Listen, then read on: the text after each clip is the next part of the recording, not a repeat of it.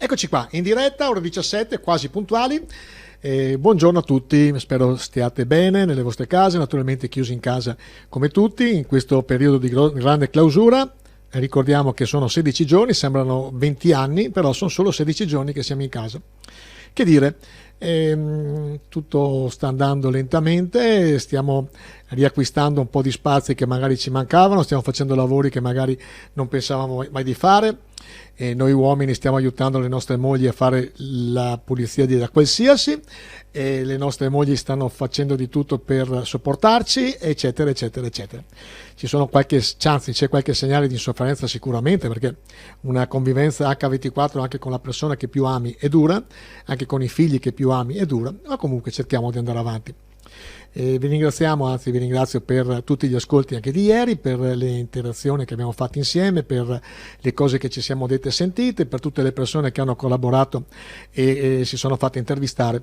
Anche oggi affronteremo 3 categorie che sono in questo momento qua decisamente in trincea, in particolar modo la pesca, intervistando Christian Farabottin, che è uno dei presidenti di una cooperativa importante, che ci dirà appunto le problematiche in questo momento e le prospettive poi per il dopo coronavirus.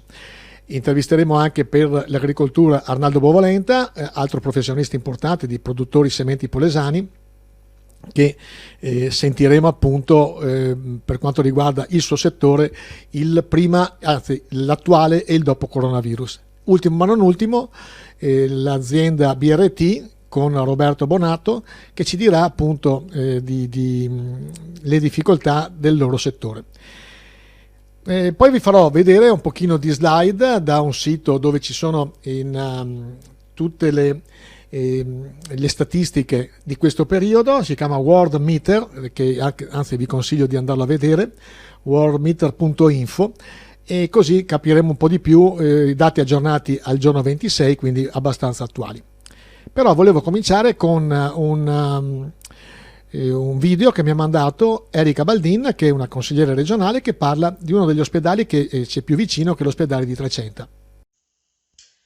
Buongiorno a tutti. Oggi mi viene segnalato da parte di attivisti della provincia di Rovigo che nell'ospedale di Trecenta a Rovigo si sono verificati una serie di contagi tra il personale medico-sanitario e i pazienti presenti nella struttura. Tenete presente che quell'ospedale dovrebbe diventare un centro Covid per tutti i ricoverati della provincia di Rovigo. Qualche giorno prima, sabato 21, un consigliere comunale ha fatto un'interrogazione al proprio sindaco per chiedere se erano rispettate tutte le misure di sicurezza, dato che a detta sua mancano dei controlli agli ingressi e soprattutto un percorso separato per i positivi da Covid-19. Penso che in questo momento sia assolutamente indispensabile garantire la massima sicurezza per gli operatori sanitari, perché ogni piccola distrazione in questo periodo può diventare un grandissimo problema. Quindi ancora una volta faccio un appello affinché vengano dotati tutti i medici, gli infermieri e i sanitari dei presidi di protezione individuale. Ne va della loro salute e della nostra. Grazie Erika Baldin. Ricordiamo che Erika Baldin è di Chioggia e fa parte del gruppo consigliare Movimento 5 Stelle in regione appunto, e l'avremo al telefono o domani o lunedì, così sentiamo anche il focolaio di Chioggia, visto che l'hanno definito un focolaio perché ci sono stati morti e molti sono positivi, com'è la situazione nella cittadina appunto veneziana a noi vicina. E adesso vi faccio vedere le slide che vi avevo annunciato. Ecco, questo qua è il sito che vi dicevo, World Meter, si chiama voridometers.info, ecco, se volete segnarvelo, perché è interessante, perché non ci sono solo queste statistiche. Per esempio la home page parla della popolazione mondiale attuale, sono 7 miliardi, anzi siamo 7 miliardi 773 milioni 711 mila 895 96 98, siamo tanti, decisamente forse siamo in troppi per per il nostro piccolo pianeta. Andiamo nel sito del coronavirus con i dati aggiornati. Questi qua sono dati mondiali. Casi di coronavirus 552.589, i morti sono stati purtroppo 25.042 e guariti 128.704. Vedete che in tutto il mondo il picco è in crescita, ma in crescita esponenziale impressionante, dal 22 gennaio al 26, vedete che impennata ci sono state. L'Italia in questo momento qua è il terzo paese, vediamo, questo ci stupisce un pochino, che gli Stati Uniti d'America sono con il paese con più casi totali, l'Italia purtroppo è terza. Andiamo a vedere le analisi del nostro paese. In Italia 80.589 casi di positività, morti sono stati 8.215 e guariti 10.361.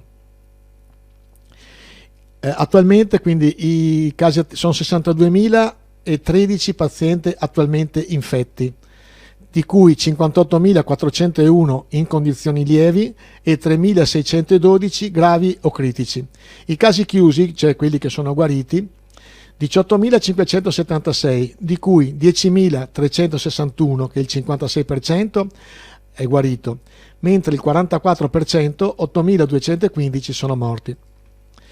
Andiamo su i morti totali di coronavirus, che purtroppo sono, anche qua la curva è in impennata, da martedì 4 marzo vedete che la curva in che maniera è salita. Le nuove morti quotidiane, avevamo parlato con ottimismo il giorno 23 che era leggermente calata, invece purtroppo già nel 26 sono state 712 morti, a fronte di la giornata 21 con più morti 793. Ecco, adesso magari ci mettiamo in collegamento con il direttore dell'US5 Compostela per il suo aggiornamento giornaliero. È da poco finita la conferenza stampa del direttore dell'USL5 Compostela, adesso andiamo a ricavare alcune parti di questa conferenza stampa. Allora, in questi 7 riscontri di positività abbiamo due infermieri della urologia. Vi ricordate che ieri, come anche l'altro ieri, ho parlato ampiamente dell'area chirurgica e della urologia. Riprendo un po' quello che avevo detto. Noi abbiamo avuto, oggi è venerdì, mercoledì abbiamo avuto un primo riscontro di un paziente positivo in urologia. Abbiamo fatto il tampone a tutti i degenti dell'area chirurgica. L'area chirurgica comprende le degenze di chirurgia generale, di urologia e di chirurgia vascolare. Abbiamo eseguito il tampone a tutti i degenti dell'area chirurgica e abbiamo eseguito il tampone a tutto il personale dell'area chirurgica. Come vi dicevo ieri, abbiamo avuto il riscontro, dopo il primo caso, di altre 7 positività tra i pazienti, 6 in urologia, 1 in chirurgia vascolare, mentre in chirurgia generale tutti i pazienti erano negativi. E abbiamo fatto, come dicevo, il tampone a tutto il personale. Abbiamo avuto la conferma di quello che già ieri pomeriggio era stato indicato, ma la conferma formale che 2 infermieri dell'area chirurgica e nello specifico dell'urologia sono risultati positivi. Ritornati in diretta, quindi non è il momento di abbassare la guardia, assolutamente. Adesso però facciamo un po' di break. Abbiamo parlato di numeri abbastanza preoccupanti, di notizie molto preoccupanti, però adesso ci rilassiamo con degli artisti appunto polesani bravissimi, con The Twister, con Alice Violato, dove alla chitarra c'è il mio amico Paolo Bacco.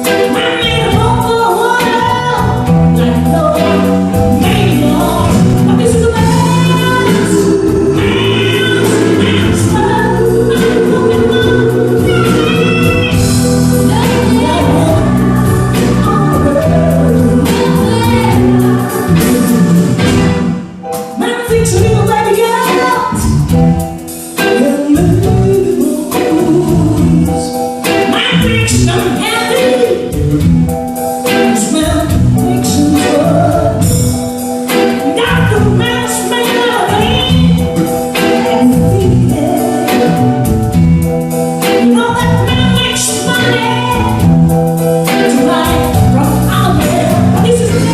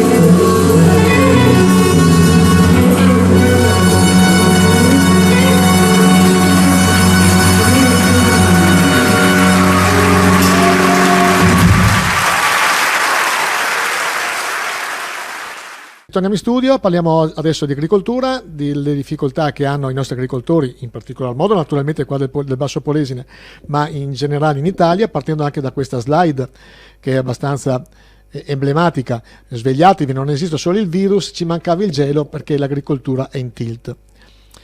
Con questo sfondo vogliamo sentire uno dei professionisti più accreditati qua in Basso Polesine, che è Arnaldo Bovolenta della Produttori Sementi Polesani, che ci dirà telefonicamente. Tra l'altro adesso facciamo il primo esperimento con WhatsApp, vediamo come viene fuori con video in diretta, e ci dirà appunto come vede la situazione attuale e post coronavirus.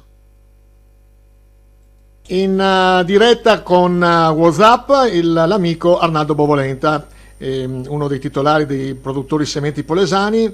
Buongiorno Arnaldo, domanda di rito, come stai? Buongiorno, io sto benissimo.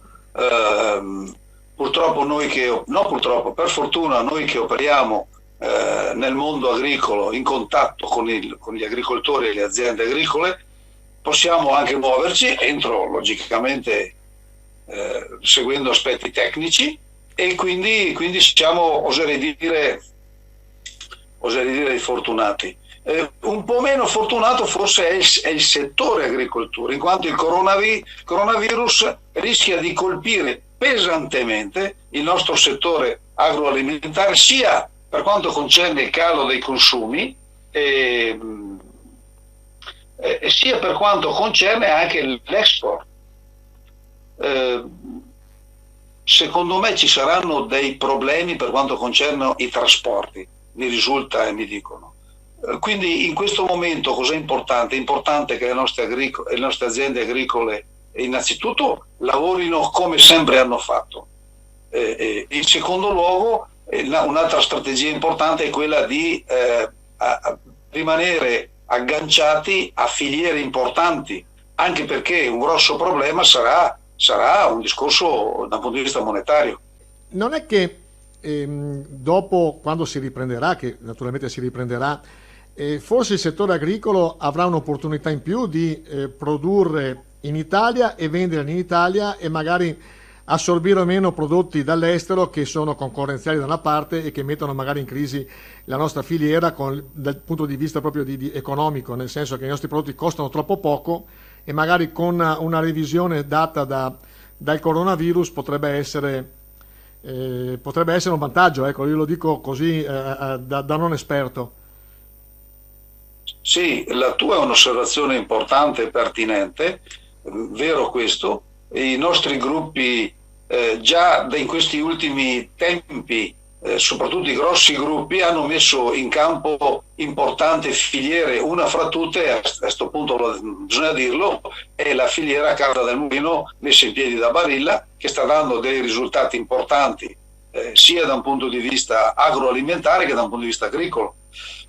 Noi dobbiamo considerare in tutti i casi che l'Italia è un importatore, insomma, noi abbiamo assolutamente bisogno di importare perché siamo grandi trasformatori, però l'attenzione, l'analisi che la provocazione, se vuoi, che hai fatto è importante, in quanto i grossi gruppi industriali saranno interessati di più, diciamo così, all'orto italico, al nostro orto italico, che per la nostra agricoltura farà molto bene. Tanto ti ringraziamo per l'analisi, ne avevamo già parlato in privato di questo, e so che tu hai sempre cercato di sottolineare il fatto di avere un prodotto doc del nostro territorio. Speriamo che il dopo coronavirus possa essere foriero di questi progetti. Dopo, scusa, in chiusura, sarebbe ora che anche la Regione Veneto si spendesse per il nostro territorio, sia ben chiaro. So che magari stimolati lo fanno, anche per mettere in campo delle strategie particolari, in particolar modo dopo il termine di questa pandemia. Ha capito? Perfetto. Arnaldo, la ringrazio, naturalmente sempre puntuale e preciso anche lei. Io sono a ringraziarla perché lei è sempre molto attento alle nostre problematiche agricole, e non solo, ma anche alle problematiche del nostro territorio. Quindi avanti così, mi fa molto piacere il suo interesse per il nostro territorio. Grazie. Grazie Arnaldo Bovolenta.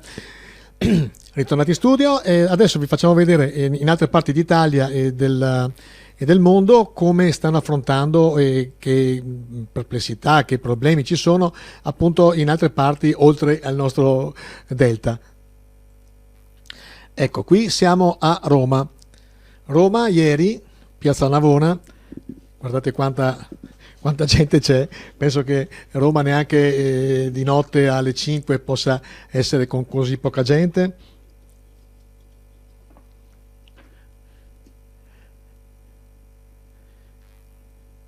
Poi onestamente bisogna sottolineare che veramente il 95% della popolazione nazionale si comporta bene.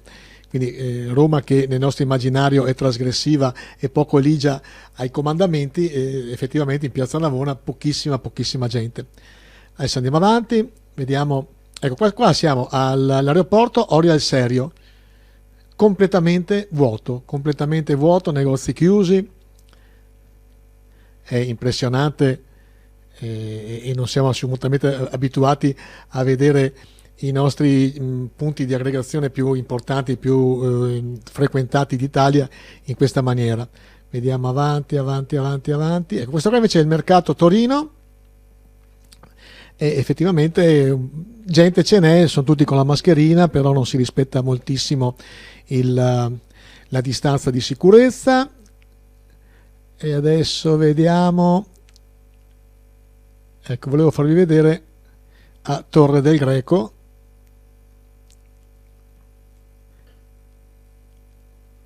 Ah no, questo qua è il mercato di Milano, c'è una rissa, non si rispettano le distanze, ma quello che mi fa un pochino più specie è questo. Qua siamo a Torre del Greco, passa la macchina con gli altoparlanti per dire state in casa, mettete le mascherine eccetera. Effettivamente non viene tanto rispettato questa cosa. E allora, ritornando sempre poi per le cose che abbiamo preparato, c'è un nostro amico che abita a Cuba, fa il direttore in un villaggio turistico e ci ha mandato questo filmato. Ok, buongiorno a tutti carissimi amici di Facebook. Mi trovo all'Isola della Gioventù, a Cuba. La situazione è abbastanza difficile, sono interrotti tutte le comunicazioni per via marittima e per quelle per via aerea. Ci troviamo in una spiaggia che è quella frequentatissima da italiani e da turisti in genere, i quali sono stati raccolti tutti completamente ieri e portati a L'Avana e tenuti in osservazione, e quindi qua, come potete ben vedere, la spiaggia è completamente vuota.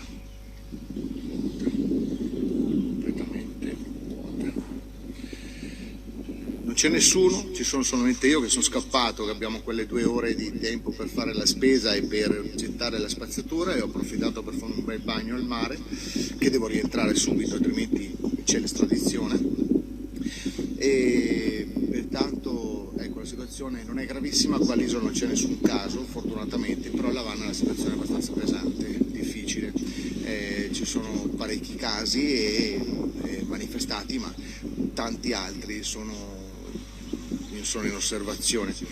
Bene, si sa, la medicina cubana è molto preparata per affrontare ogni problema virologo e pertanto insomma, siamo abbastanza tranquilli. Qua noi siamo sereni, rispettiamo le regole, l'immigrazione fa un buon lavoro. Mi dispiace per gli amici italiani che sono tutti quanti a L'Avana lì, che stanno aspettando solamente il momento per ritornare in Italia e non ci sono voli, come qua ad esempio non ci sono voli nei trasporti per andare direttamente all'isola centrale. Sì, mi unisco al dolore di tutte le persone che si trovano in Italia, che hanno perso un familiare, ahimè, è una cosa tristissima. Comunque anche in Sud America, in tutto il Sud America, il problema è abbastanza presente. Io vi saluto, e questo forse magari sono gli ultimi minuti che faccio oggi in questa spiaggia, perché dovrò ritornare, come potete ben vedere non c'è nessuno. Bene. Per capire come vanno le cose a Milano ho al telefono, a WhatsApp, con video il mio amico Fabio Pasello, ingegnere. Buongiorno Fabio, come stai? Buongiorno Leandro e i tuoi ascoltatori. Bene, noi stiamo bene, mediamente stiamo un po' bene, qualche conoscente comincia ad avere qualche problema, ma qualcuno la sta chiamando la battaglia di Milano e per un motivo, perché fondamentalmente è anche sorprendente. Quello che ci sta salvando è che la città forse più grande dell'area contagiata per il momento ha dei contagi limitati. Però si parlava di eccellenza nella sanità milanese, però qualche falla è venuta fuori. Voi avevate sentore di questo? Per esempio che tutte le energie buttate sulla la sanità privata abbia indebolito quella pubblica o no? Ma sai, finché si tratta di uno scambio osmotico, meno posti nella privata e più nella pubblica, e la pubblica, bene o male, la pubblica convenzionata, comunque accessibile, non fa molta differenza. Forse il vero sbaglio nazionale è che abbiamo ridotto pubblico e privato i posti di terapia intensiva, cosa che invece la Germania, per dire, non ha fatto. Questo potrebbe essere in prospettiva forse uno sbaglio strategico, sì, perché però l'assistenza è pilare. Però un'altra cosa che in questa eccellenza di sanità che eravamo convinti di averla fino a ieri, poi ci siamo inchiodati e ingolfati o inceppati proprio sulle mascherine, che sono la parte più elementare. Cioè, quello che mi viene da pensare, se abbiamo difficoltà a trovare qualche milione di mascherine, pensati se non abbiamo difficoltà a trovare l'ossigeno, i letti e altri presidi molto più importanti. Ma sai, l'ossigeno non è che lo puoi far arrivare dalla Cina. Conosco un paio di aziende, vado a fare audit proprio dentro da loro, che lavorano sul territorio e producono e distribuiscono l'ossigeno. L'ossigeno per il semplice fatto che è una cosa grossa e pesante e non la potrai certo far arrivare dalla Cina, ti dicevo. La mascherina invece è un oggetto che ha margini bassi in produzione, ha seguito la logica della globalizzazione, per cui alla fin fine nessuno le faceva più, e questo è un altro problema, cioè il fatto di dire quanto puoi fidarti del mondo globalizzato, quanto devi tenerti qualcosa di strategico in casa. Ecco, forse la mascherina non è mai stata considerata un oggetto strategico, chiaramente la sua prospettiva andrà a cambiare.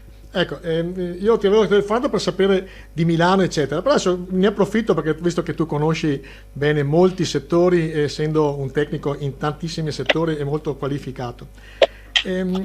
Dopo il coronavirus si ritornerà, forse si rivedranno molte cose, tutto? Questa è una cosa che qualche cosa cambierà, perché adesso al di là delle cose un po' di facciata, Giorgio Armani tutta la sua produzione nazionale la sta girando sulle mascherine ultimamente, per preparare di un nome milanese, ma questa è una cosa fatta a caldo. Certe cose cambieranno anche a livello un po' più spicciolo. Ti faccio un esempio molto banale: io e te ci stiamo così amabilmente vedendo a 240 km di distanza. Conoscevo aziende un po' vecchiotte come impostazione che mai avrebbero fatto entrare lo smart working nelle loro attività. Lo hanno fatto, funziona, tra l'altro ci sono fior di statistiche fatte in termini non sospetti che dimostrano che la produttività con lo smart working aumenta.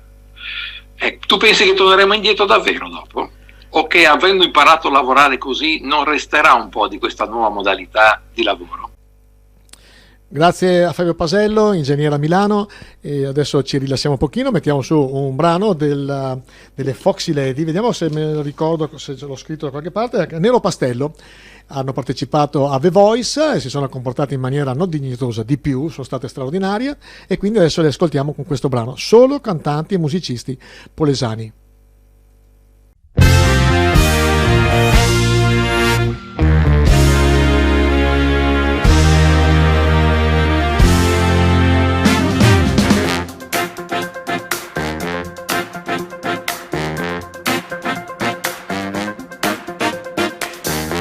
Silenzio c'è una luce che sta ferma ma non tace, pulsa, grida, dorme e brilla, entra in testa e la sibilla. La sibilla parte il cuore a far da cornice, mette il rosso in lavatrice, la tristezza che condanna appaia e morte e più ti inganna.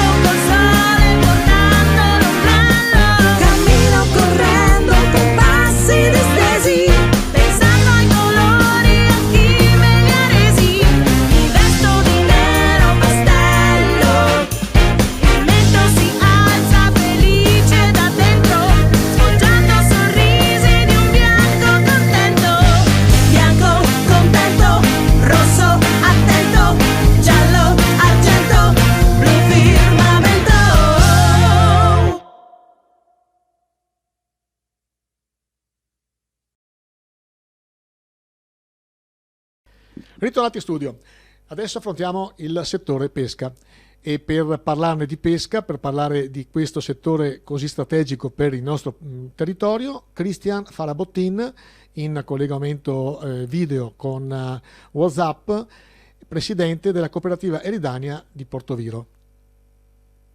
Per parlare di pesca, per parlare dei problemi della pesca in questo momento qua, ho al telefono, anzi in videochiamata, Cristian Farabottin, presidente della cooperativa Eridania. Domanda di rito, ciao Cristian, come va? E come stai? Ciao, bene dai, ti saluto bene. Ecco, affrontiamo l'argomento pesca. Voi siete fermi oppure i pescatori possono pescare? Come siete messi? Allora, i pescatori possono pescare, però il problema dei mercati ittici che non riescono a vendere il prodotto, essendo tutti i ristoranti chiusi, tutte le attività chiuse, nessuno lo compra il pesce è svalutato. E quindi la produzione com'è? È congelata o riuscite a stoccarla in qualche maniera o dovete proprio fermarvi? La produzione è ferma, praticamente tutto fermo. Non riusciamo a vendere nulla, il pesce va svenduto. Ecco, in prospettiva come lo vedete il dopo coronavirus? Secondo me sarà duro riprendersi. L'economia è ferma adesso in questo momento, penso che sarà duro ripartire. Siamo fiduciosi, ma sarà duro. Ecco, ci sono già in atto oppure in prospettiva delle agevolazioni, degli aiuti statali europei oppure ancora le vostre associazioni di categoria non sanno niente? Ho visto delle mail che ha mandato l'INPS, delle circolari, i famosi 600 euro che parla il governo. Noi come cooperativa, penso tutte le cooperative con i loro studi di commercialisti si stanno muovendo per richiedere i famosi 600 euro, però al momento è tutta una cosa di circolari, non c'è ancora nessuna disposizione di come fare le pratiche, di come riscuotere i soldi e neanche i tempi si sanno. Ecco, il vostro è un settore trainante per l'economia polesana. Secondo te questi 15, 20, un mese, non abbiamo ancora capito quando si potrà riprendere un attimino la normalità, quanto incideranno sull'economia globale del Basso Polesine, che era un'oasi felice al confronto di altre zone vicine, tipo, non so, l'Alto Polesine oppure anche la vicina Ferrara?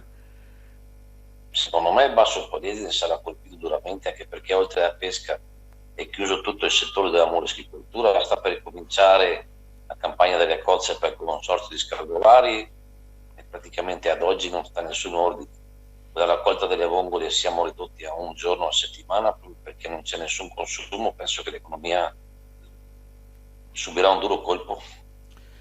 Ecco, io speravo da te una botta di ottimismo, però giustamente molto pragmatico e hai perfettamente ragione ad essere così realista, molto più di me, che è molto più facile dietro una scrivania dire fatevi forza, siete forti qua e là, però effettivamente poi dopo ci si scontra con un mercato che non ci sta aspettando e quindi sarà sicuramente problematico. Intanto ti ringrazio per la disponibilità, io sono vicino alla vostra categoria, abbiamo fatto più di una volta qualche servizio perché sono convinto che è una delle cose trainanti e importanti da preservare per la nostra economia bassopolesana. Ti ringrazio e salutami tutti i tuoi associati in cooperativa. Ok, speriamo che si risolva presto questa situazione, intanto teniamo duro e restiamo in casa. Bravo. Un saluto. Grazie a Cristian Farabottin e grazie a tutti gli amici pescatori che ci stanno ascoltando, che mi hanno scritto anche in WhatsApp e per messaggi ringraziandoci. Che dire, adesso parliamo di trasporti, però partiamo con questo video particolare. Ecco, in queste immagini vediamo la fila di camion in uscita dall'Italia, una fila interminabile, circa l'hanno stimata di 22-23 km.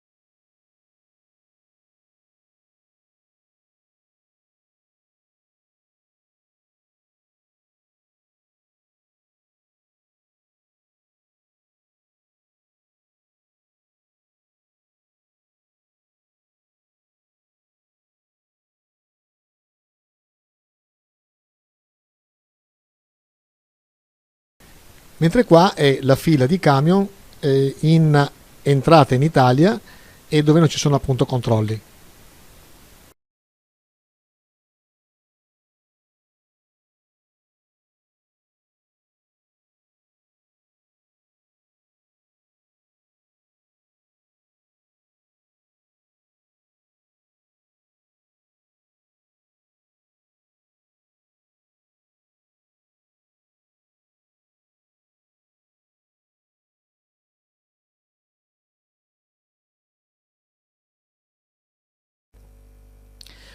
Visto questo video, per parlare dei problemi, delle problematiche dei trasporti per quanto riguarda sulle strade, su come in questo momento stanno affrontando questa emergenza, come vengono accettati nelle frontiere, ci colleghiamo con Roberto Bonato della BRT.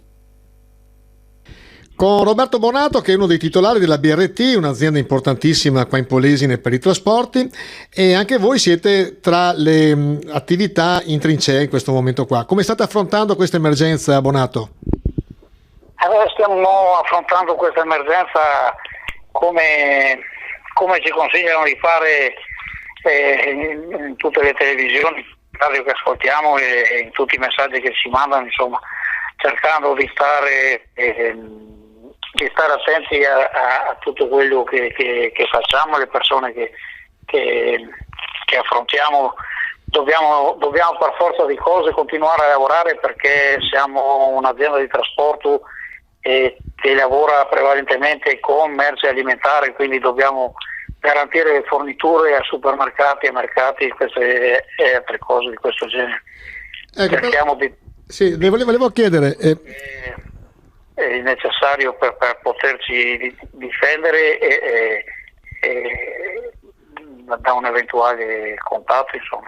Ecco, le volevo chiedere, ai confini voi lavorate anche con l'estero, ci sono problemi? Abbiamo visto le file che c'erano al Brennero.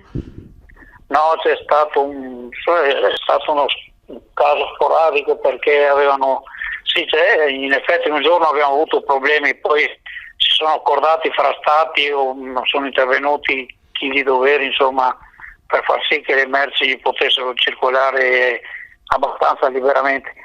Ciò non toglie che i camion possono essere comunque fermati per eventuali controlli anche sanitari, però non devono essere fermati in una maniera da far perdere il meno tempo possibile. Insomma, quello che aveva fatto a Brennero le autorità austriache era una cosa un po' contro ogni regola, ecco.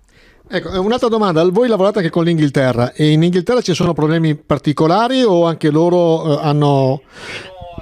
All'inizio di questa settimana no, però già ieri ad esempio il camion ha aspettato circa 6 ore per poter attraversare la Manica, perché ci sono molti più controlli sui traghetti e sugli Eurotunnel, e quindi abbiamo avuto dei ritardi abbastanza importanti, insomma, sempre tenendo conto che comunque qualsiasi stato ha un occhio di riguardo per quanto riguarda la merce deperibile e alimentare.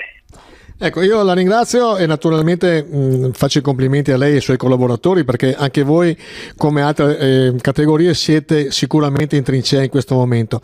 Che dire, come ripeto, ringrazio per la vostra professionalità. Grazie signor Bonato.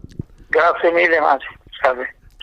Siamo quasi arrivati alla fine, mettiamo su un altro brano musicale di un gruppo, Trio Noir, che è Classic Rock 67, dove ci sono degli artisti di Porto Tolle molto molto bravi, e noi vi invitiamo ad ascoltarli e seguirli.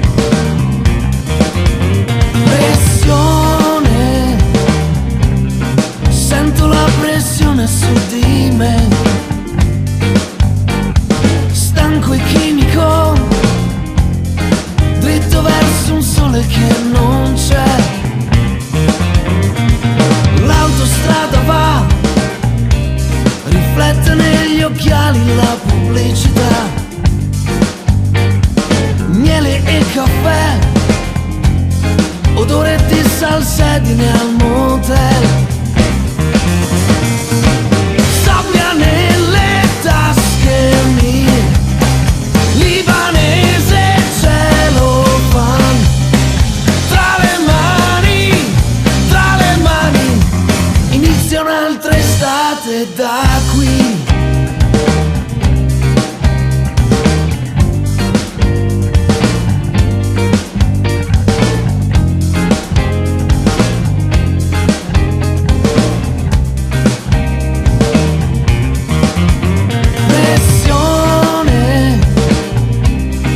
Sento la pressione dentro me, sudo e mastico polvere d'asfalto e cenere, cielo terzo su di me, 2 passi dopo il traffico la libertà, il vento immobile, inizia un'altra estate da qui. Sabbia nelle tasche mie, libanese celofan, tra le mani, inizia un'altra estate da qui.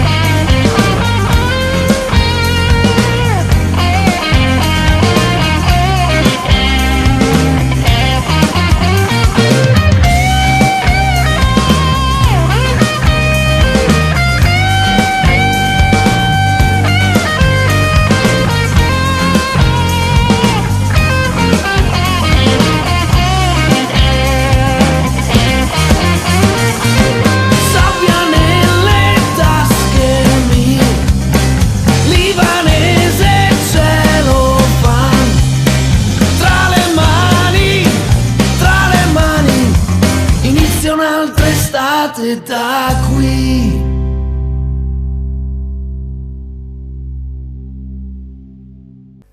Amici, siamo arrivati alla fine. Che dire, innanzitutto mi fa piacere che aumentate sempre di più quelli che ci guardano e ci ascoltano. Volevamo come obiettivo già da ieri parlare solo in maniera ottimistica, però effettivamente più le cose qua vanno avanti più si complicano, quindi cerchiamo di essere realistici, pragmatici e cerchiamo di vedere appunto anche i lati positivi di questa emergenza che effettivamente non ci trova preparati, non siamo preparati a questo decisamente. Io vi ringrazio ancora, da Leandro Maggi, e vi aspettiamo domani e ciao a tutti, state in casa.